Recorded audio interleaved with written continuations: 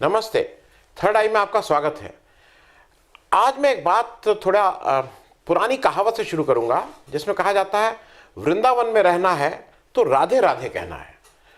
तो और ये बात बिल्कुल ठीक बात है। अगर आप मान लीजिए वृंदावन जाइए और वहां जाके आप राधे राधे कृष्ण कृष्ण की जगह कुछ और बोलने लगिए तो ठीक नहीं होगा, ये अनादर है उस जगह का। तो जब भी मैं वृंदावन जाता हूँ, जितनी देर रहता हूँ, तो राधे राधे बोलता हूँ, कृष्णा कृष्णा बोलता हूँ। वही चीज़ हम लोगों को कुछ देश में भी समझनी चाहिए।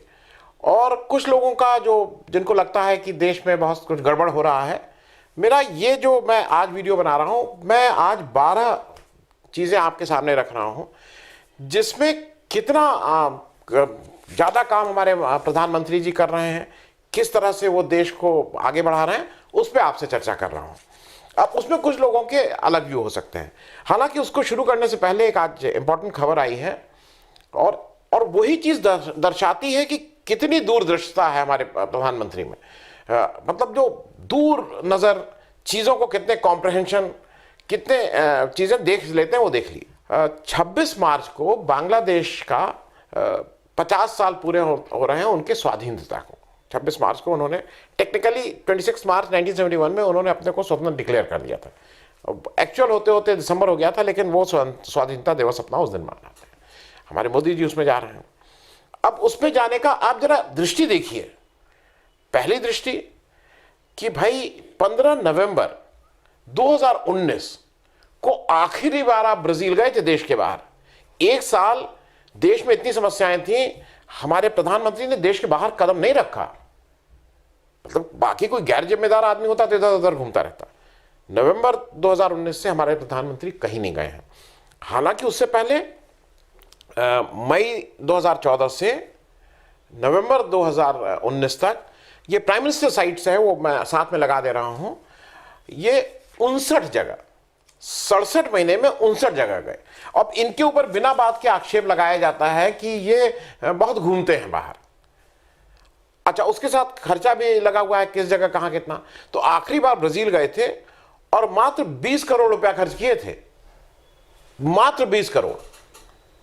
अब मतलब आप सोचिए, जब देश में 2019 से आज तक नहीं गए, कितना पैसा बचाया है, इस पे किसी ने बात नहीं की है।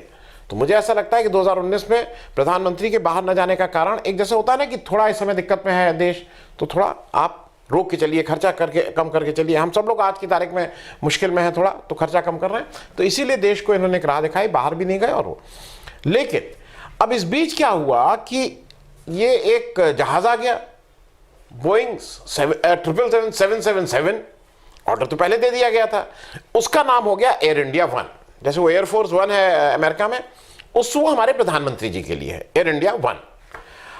अब वो अक्टूबर से आके पड़ा हुआ है, मालूम नहीं उसमें हवा ठीक रहती है कि नहीं रहती है, उसका क्या एवरेज है, चला के देखा ही नहीं गया है। तो इसलिए जरूरी है, जब जैसे अभी जा रहे हैं तो इस बार उसकी टेस्टिंग भी हो जाएगी। एक टेस्ट ट्रायल करते हैं कि नहीं, वही साइकिल हम और आप खरीदते हैं, स्कूटर खरीदते हैं, तो होता है ना कि चला के देखो, तो अभी तक चला के देखा ही नहीं गया है। तो इसी बहाने उसकी टेस्टिंग भी हो जाएगी। जो हमारा एयर इंडिया 1, जो एक प्रधानमंत्री की एक केवल उनके लिए एक जहाज आया है, कितने करोड़ का है, कितने हजार करोड़ का है, वो मुझे अभी तुरंत नहीं मालूम है, वो भी देख लिया जाएगा। दूसरा, आप जरा ये दृष्टि की बात करिए। कहां जा रहे हैं? ढाका। इलेक्शन कहां है? बंगाल।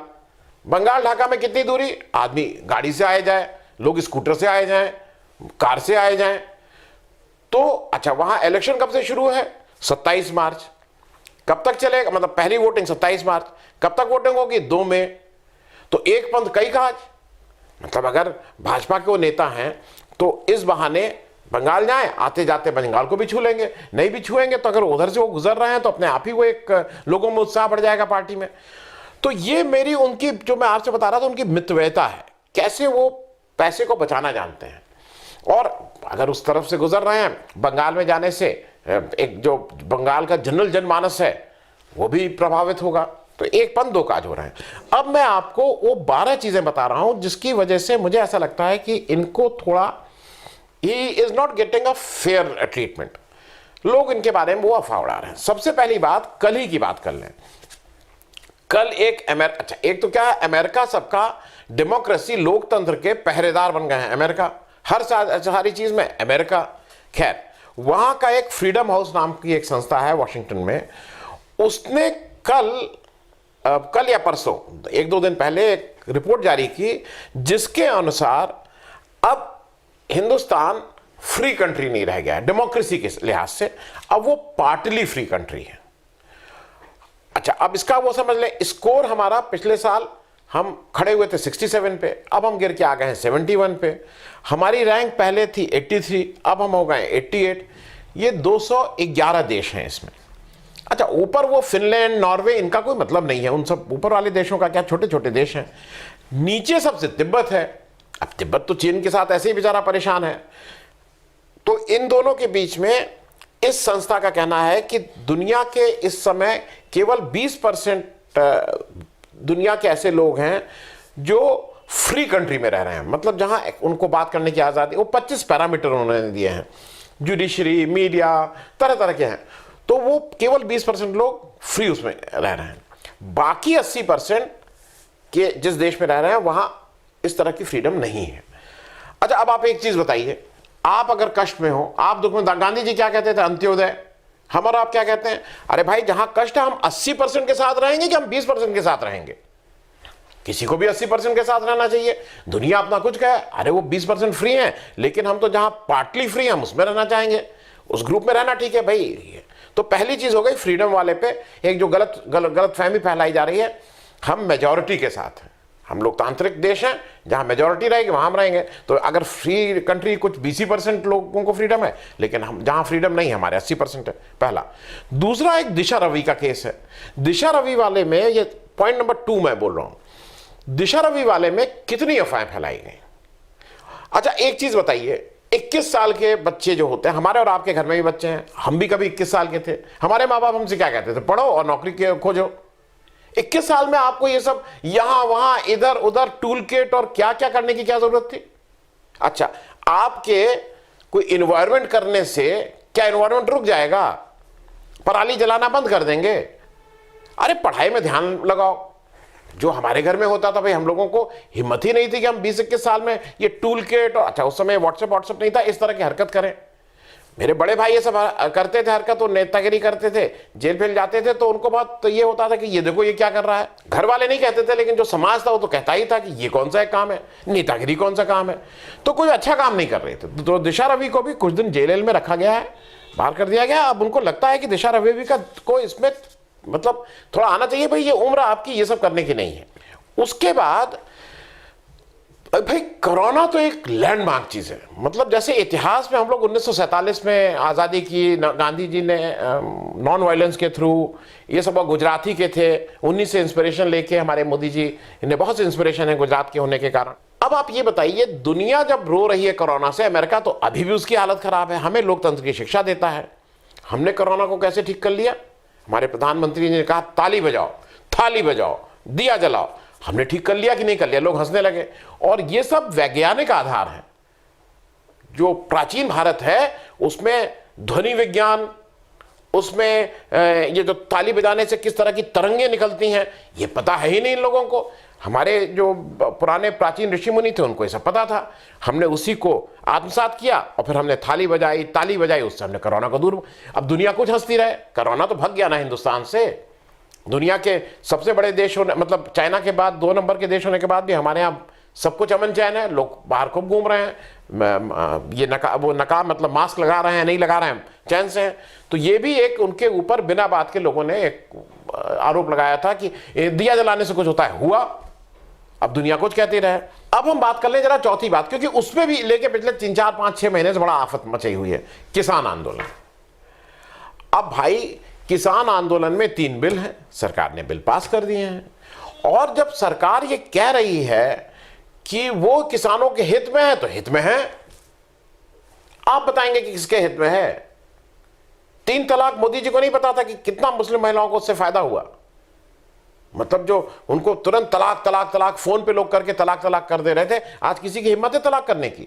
लिव जिहाद से कितना फायदा हुआ? अब किसी की हिम्मत है ये सब करने की? तो थोड़ा किसान, जो ये 3 बिल हुए हैं कि किसान विरोधी हैं। अरे भाई, जब सरकार कह रही है कि किसानों के पक्ष में है, सरकार के जो सबसे प्रमुख 5 मंत्री ऊपर के हैं, उसमें राजनाथ सिंह साहब, अमित शाह साहब और जो हमारे वो हैं गडकरी साहब, ये सब लोग किसान हैं। आप माय नेता में इन लोगों ने जब अपना रिटर्न फाइल किया, किसान है, वो अलग बात है कि 10-10, 20-20 करोड़ के किसान हैं, लेकिन ये सब लोग किसान हैं। तो किसान मंत्री अपना, मतलब अगर किसान मंत्री है तो उसके हित का ही बिल होगा ना। ये तो बिल्कुल माखौल जैसी बात है कि जो अपने लिए बिल बनाएगा तो वो तो ऐसा ही बिल बनाएगा ना किसान के लिए। तो ये भी एक दुष्प्रचार चल रहा है कि किसान आंदोलन जो है वो ये बिल जो है किसान विरोधी है। अब जरा बात कर लें पांचवी चीज की, माइग्रेंट लेबर। अब एक बड़ा भारी चला था कि माइग्रेंट लेबर, जब कोरोना चला उन लोगों को कष्ट हुआ, कैसे पैदल आ रहे थे, कैसे नहीं जा रहे थे। अब आप ये बताइए, मोदी जी ने इन लोगों को सुरक्षित घर पहुंचाया कि नहीं पहुंचाया? ये लोग मुंबई में रहते थे, दिल्ली में रहते थे। अच्छा, आप एक चीज बताइए, आप कोई भी अपने घर वालों के साथ आपको रहना पसंद है कि मुंबई और दिल्ली में रहना पसंद है, या कहीं भी रहना पसंद है? तो घर वालों को घर वालों से मिलाया, 80 करोड़ को 6 महीना राशन पानी दिया। तो इस तरफ कोई नहीं देखेगा। ये बड़ा काम हुआ कि नहीं हुआ, आप बताइए भाई। घर वालों को जो घर से दूर रह रहे थे उनको घर ले आए, घर पे उन लोग रहे, राशन दिया गया 6 महीना, फ्री राशन।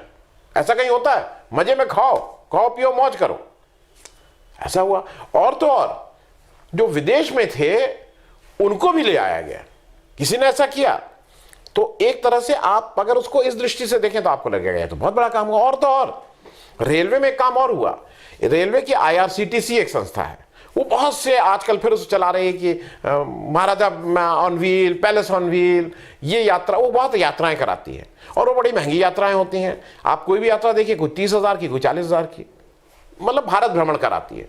माइग्रेंट लेबर को रेलवे मंत्री ने, उनको जब बंबई से चले तो उनको हम लोग कभी राउरकेला और उड़ीसा और बिहार करते हुए उत्तर प्रदेश में पहुंचाया, खूब घुमाया। भारत भ्रमण जो यात्रा 24 घंटे को होती थी, हमने 70-80 घंटे में करा दिया। तो ऐसा कोई करेगा कि अपने मजदूरों का ये ख्याल रखे कि उनको घर भी वापस पहुंचा रहे हैं, भारत भ्रमण भी करा रहे हैं? तो इस तरफ अनदेखी आप कर रहे हैं। फिर बात आती है कि आजकल एक हाय तौबा मची हुई है कि ये PSU बेच दिया जा रहा है, PSU बेच दिया जा रहा है, देश की कंपनी बेच दिया है। अरे सब निकम्मे हैं, कोई काम ही नहीं करते हैं। अब ये चाहे सेल हो चाहे रेल हो, इसीलिए रेल को कम किया जा रहा है, इसीलिए ये सारी जो सरकारी संस्थाएं हैं ये कोई काम करती हैं? काम कुछ नहीं करती हैं। आप जरा अस्पताल में चले जाइए तो कोरोना में इन लोगों को कुछ काम हम कर रहे थे और वो भी कैसे काम कर रहे थे। प्राइवेट वाले बढ़िया काम करते हैं। आप किसी बड़े अस्पताल में जाइए, 10 लाख 20 लाख रुपए दिए, बड़ा चकाचक होता है मामला, बढ़िया ट्रे आएगी। अब डॉक्टर आएगा कि नहीं आएगा वो दूसरी बात है, लेकिन बाकी कुर्सी, मेज, चद्दर, बिस्तर, बाथरूम, AC भेसी बढ़िया रहेगा। तो आदमी कहीं जाता है तो ये सब देखता है कि ये वही इलाज के चक्कर में है। और सरकारी अस्पताल में इलाज का एक डॉक्टर साहब 40 लोग टूट पड़े हैं। यहाँ एक आदमी को अंदर बुलाया जाता है, उसका टेस्ट कराया जाता है।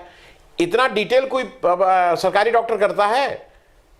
आप चले जाइए किसी अस्पताल अपना दिल दिखाने के लिए प्राइवेट, कम से कम 5-6 जगह आपका वो किया जाएगा, आपका जांच होगी 5-6 तरह की, तब इलाज होगा। तो ये बढ़िया काम हो रहा है कि PSU बंद करो, बढ़िया अस्पताल खोलो। अच्छा, प्राइवेट स्कूल, अंग्रेजी स्कूल में अरे सरकारी स्कूल में पढ़ते तो अंग्रेजी आती, प्राइवेट स्कूल में सब लोग पढ़ेंगे, सब लोग अंग्रेजी में बात करेंगे, बढ़िया सब लोग की तरक्की हो जाएगी। तो इसमें कौन सी दिक्कत है अगर PSU बेच रहे हैं? ये सब नजरिया खराब है। फिर एक बात और लोग कह रहे हैं कि मोटेरा स्टेडियम में का नाम सरदार वल्लभ भाई पटेल स्टेडियम था, उसका बदल के नरेंद्र मोदी स्टेडियम कर दिया। क्यों नहीं करें भाई? अगर कोई महापुरुष है, अच्छा अगर कोई नसीब वाला है, उसके नसीब से इतने अच्छे अच्छे काम हो रहे हैं तो उसका नाम तो और लेना चाहिए। और मेरे हिसाब से वही स्टेडियम नहीं, सारे स्टेशन, सारे एयरपोर्ट्स में नाम नरेंद्र मोदी एयरपोर्ट होना चाहिए। क्यों नहीं? अगर वो नसीब है हमारा, और इतना नसीब वाला हमें प्राइम मिनिस्टर 70 साल बाद मिला है जो देश की कायाकल्प कर रहा है, तो क्यों नहीं इसका चेंज होना चाहिए? और एक चीज अच्छी किया ये जिस भी विभाग ने किया, कम से कम ये जो सर्टिफिकेट हमें कोविड का मिल रहा है ना, जो कोविड वैक्सीनेशन के बाद सर्टिफिकेट आ रहा है, उसमें मोदी जी की फोटो लगाई और लेटेस्ट वाली लगाई। नहीं तो सरकारी तो निकम्मे होते ही ये सब पुरानी फोटो लगा दे रहे थे, वो कम दाढ़ी वाली, बड़ी दाढ़ी वाली, टैगोर दाढ़ी वाली फोटो लगाई गई है कोविड में बढ़िया। तो अगर आपका सर्टिफिकेट आपको है, मान लीजिए आपको कोई दिक्कत हो रही है, तो तुरंत आप अपनी निकाल के देख लीजिए, राधे राधे, देखिए फोटो, आपकी तबीयत तुरंत ठीक हो जाएगी। आपको एक लगेगा कि हमारा लीडर इतना मजबूत लीडर है, आपके मन में अगर कोई शंका होगी तुरंत दूर हो जाएगी। तो फोटो भी एक वो मेरे हिसाब से अच्छा काम किया गया है। एक चीज देखिए, ये कोई देख नहीं पा रहा है, इतनी बड़ी विदेश नीति किसी ने की थी, वो चाहे नेहरू जी रहे हो चाहे इंदिरा जी रही हो, किसी ने दोनों तरफ का बैलेंसिंग किया था। हमारे प्राइम मिनिस्टर को दिख गया था कि बाइडेन जीत रहे हैं, तो अच्छा हारने वाले के ऊपर कितने लोग दांव लगाते हैं या हारने वाले के पीठ पे कितने लोग हाथ रखते हैं, आप अपनी निजी जिंदगी में देख लीजिए। जो आप 4-5 भाई हैं, जो भाई अच्छा कर रहा है उसको सब लोग भैया जी करते हैं, जो भाई थोड़ा कम कर रहा है उसको तो भैया जी नहीं करते हैं। लेकिन हमारे मोदी जी ने ये देखते हुए कि ट्रंप हार रहे हैं, ट्रंप के पीठ पे हाथ रखा, चाहे पक्ष हो चाहे विपक्ष हो, दोनों का वो उन्होंने उनके भाई हौसला बढ़ाया। तो अब उससे क्या हुआ कि अमेरिका में करीब 47-48% लोगों ने ट्रंप को वोट दिया। तो जब मोदी जी ने उनके पीछे हाथ रखा है तो ये तो बाइडेन वाले तो आएंगे ही आएंगे, वो भी आपके साथ आ गए। इस तरह की आपने कहीं देखा है विदेश नीति इतनी दूरदृष्टि? ये दूरदृष्टि हमारे प्रधानमंत्री के पास है कि दोनों पक्षों को, बाइडेन को भी और ट्रंप को भी, जो हारने वाले हैं उनको भी अपने पक्ष में रखो। अब आप ये बताइए कि एक नया बात हुई है, अब हम लोगों ने अभी क्रेडिट खूब दे रहे हैं, हर बैंक में क्रेडिट है, कोई 18 लाख करोड़ रुपए की क्रेडिट है कि कर्जा लो। अब अगर ये हमारे किसान भाई, मोदी जी तो कह रहे हैं ना कि कर्जा लो, बढ़िया फैक्ट्री खोलो, चमचमाती कार लो, और अब तो कार मर्सिडीज लो, BMW लो, ऑडी लो, सब कारें मिल रही हैं। अब खेत आपको वही आदत पड़ी हुई है पैदल जाने की, साइकिल क्यों साइकिल पे जाएंगे? जब हमें लोन मिल रहा है, जब हमें कर्जा मिल रहा है, और जैसे दुनिया ने तरक्की की है, अमेरिका ने तरक्की की है, तो आज कर्जा लीजिए, बढ़िया फैक्ट्री लगाइए, बढ़िया कार खरीदिए, उस कार में आइए जाइए, और जब तक चल रहा है तब तक चल रहा है, उसके बाद देखा जाएगा, कोई ना कोई रास्ता तो निकाला ही जाएगा। क्योंकि बहुत से लॉ आ गए हैं कि अब हमारे अनिल अंबानी जी यहां नहीं है।